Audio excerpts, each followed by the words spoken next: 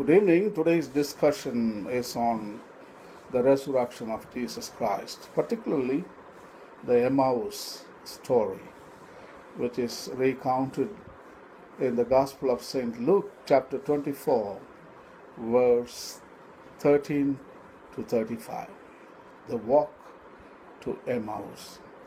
The mystery of the journey of Jesus in the world does not end with the resurrection, but with another journey, a walk, in fact, on the road to Emmaus.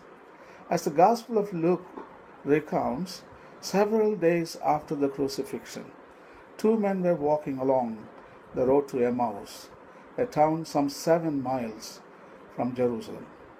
They were deeply absorbed in their conversation and hardly noticed when a third man quietly joined them on the road. After a while, the stranger interrupted to ask them what they were talking about so intently and with such sadness. They told him that they were discussing the condemnation and death of Jesus and the discovery of the empty tomb.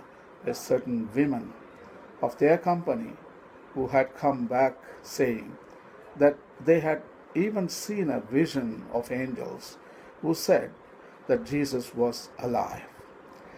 The stranger agreed that Jesus was indeed living, and as they continued to walk together, took them through an interpretation of the scriptures, showing them in chapter and verse how everything that had happened had in fact been foretold. The two men were feeling great warmth in their hearts toward the stranger, and when they reached the house in Emmaus, where they would be staying, they invited him to join them as it was now late. The stranger agreed and went to dinner with them, blessing the bread and breaking it to give to them. At that moment, they underwent a shock of recognition and knew the man not as stranger but as Jesus Christ. Immediately, he disappeared. The two men instantly got up and sped along the road back to Jerusalem, where they told the disciples the wonderful things that they just happened. As they were telling these things, Jesus suddenly appeared among them, quieted their fears, and he was just a spirit, and invited them to handle his very physical hands and feet. Then he asked for something to eat and proceeded to chew and swallow some broiled fish. He concluded his visit by blessing and empowering them, and they were filled with great joy. Emmaus journey continues the mystery rites of the resurrection in new and remarkable ways. Luke's gospel narrative is one of completion and fulfillment. Emmaus is cited as 7 miles from Jerusalem. In the tradition of sacred numbers, 7 completes the quest. The Emmaus walk marks Christ's return from the eternal to the temporal world in an act of compassion, relatedness, community, and most importantly, concreteness. Jesus, in his 3-day sojourn in the non-local reality, has become capable of acts of radical humanity.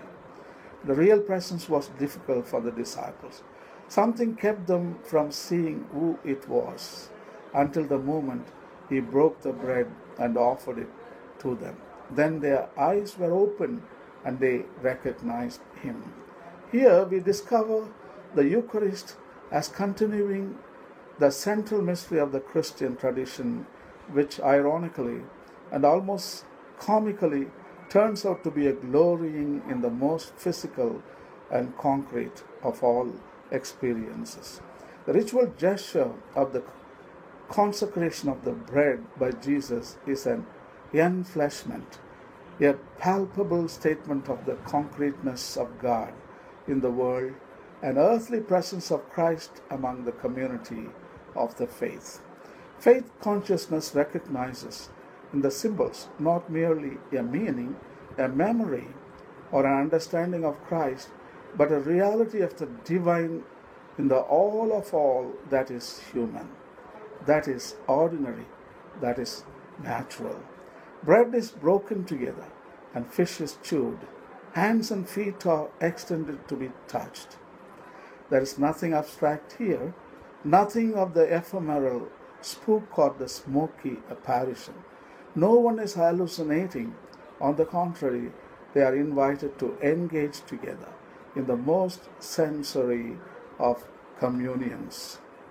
Why you are troubled, and why do questionings arise in your heart? See my hands and feet, that it is I myself. Touch me and see, for a spirit has not flesh and bones as you see I have.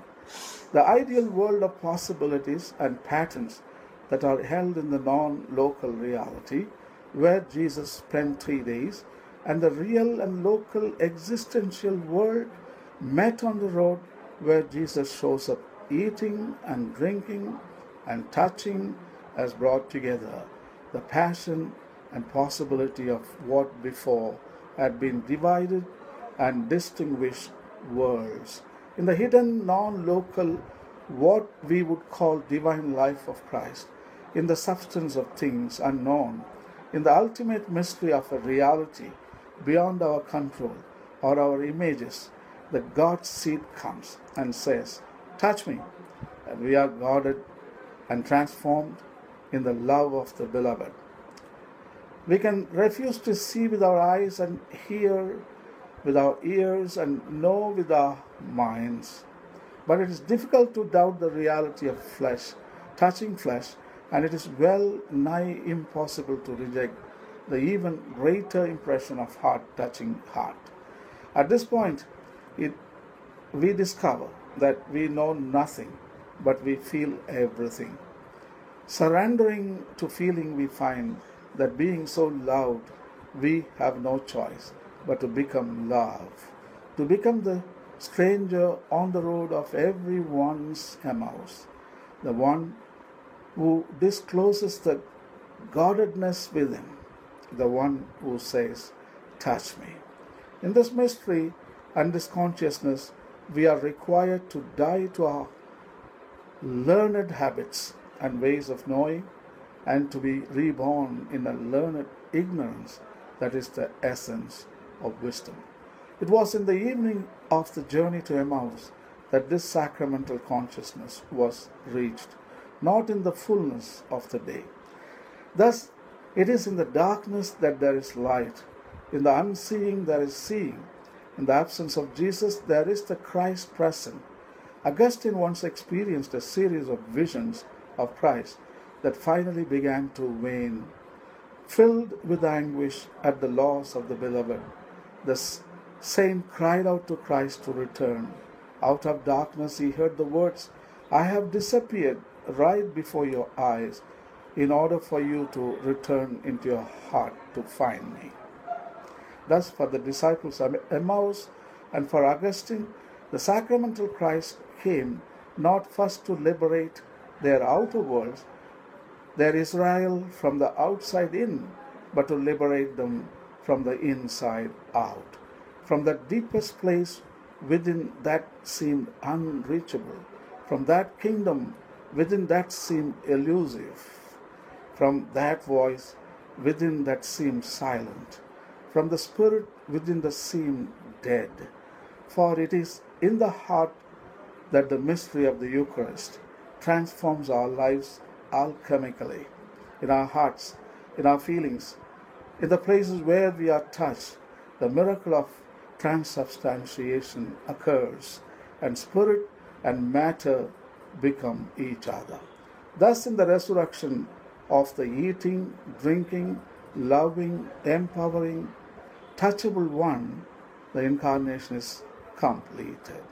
The human and divine orders are reunited, rebirthed in the fullness of human consciousness, and creation is found good, and matter is found holy, and nature is not corrupt but sacred, not as spirit nor as matter, but as one in a love that knows no understanding. That is, as the disciples said, too good to be true, but it is true nonetheless by a wonder beyond all reason. In the most ordinary of acts, we disclose the material intimacy of a God who is closer to us than our minds or eyes. For when we eat and drink and touch and perform sacramentally the thousands other acts of human consciousness, we become what we already are, the fellow traveler on the road to Emmaus. This is the good news. This is the great gift, the gift of simply being all in all, love in love, hope in hope, faith in faith. Happy Easter to you all.